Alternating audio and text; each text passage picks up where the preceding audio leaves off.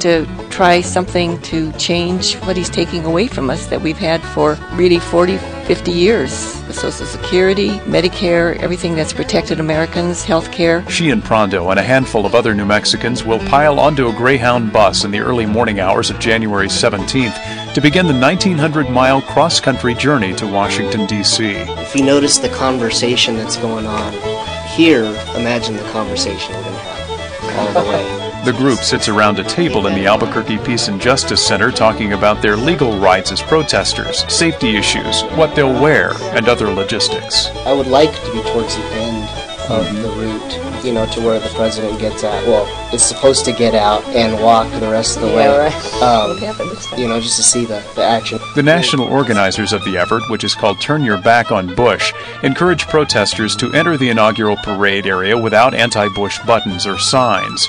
At a certain moment, all protesters will silently turn their backs toward the presidential motorcade. To avoid the scrutiny of security personnel, Thomas Prondo says protesters need to look the same as Bush supporters when they enter the parade area. When they see one person doing this, they look for everyone else that has some kind of conspicuous, signal that might also be participating. So we want to be as inconspicuous as possible. We're going in as regular people and turning our backs. So and that's a pretty big statement, I think. The reasons for going to the counter-inauguration are varied, but for this group there is a common thread. They say they just can't stay away. Clayton Karkash is a Corrales resident who says he decided to go on this trip because he never made time in the past to voice his feelings about things like the civil rights movement or Vietnam. I always thought, well, I'm too busy. I can't go. I can't leave what I'm doing now. And now I'm at that point in my life, I'm not too busy. I have no excuse, and if anything, I'm probably madder than ever about it and just feel that it's important. I'm only one person, but if 500,000 one-person demonstrations happen, we're a big crowd, and maybe somebody will notice. Safety will be a concern for protesters. This year's inauguration will feature the most extensive security setup in the history of the event. In 2001, some arrests were made. There were 10,000 police and as many as 20,000 protesters.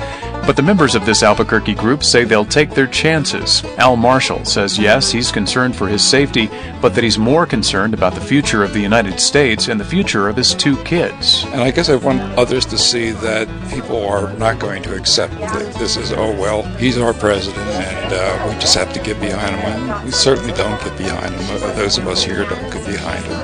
It's just reached a point where you just have to take a stand. I mean, I'm ready to retire. I had all kinds of things planned for my retirement. I didn't want to get involved in politics, but just have to. We respect everyone's right to be able to voice their opinion. Republicans in the state and around the country, meantime, are gearing up to celebrate Bush's inauguration. Bernalillo County Sheriff Darren White worked on the Bush-Cheney campaign statewide. He says many New Mexicans will be traveling to Washington, D.C. in support of the president, and he says he'll be attending a state Republican Party brunch on Inauguration Day. He says he understands the country and the state are somewhat divided politically, but he stresses that he thinks freedom of expression without fear of reprisal is the country's foundation. That's what we're celebrating on January 20th.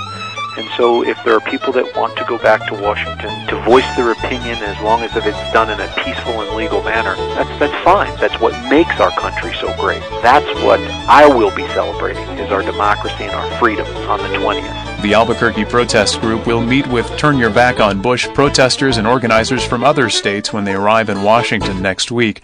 Other protest events are planned as well before and after the inauguration.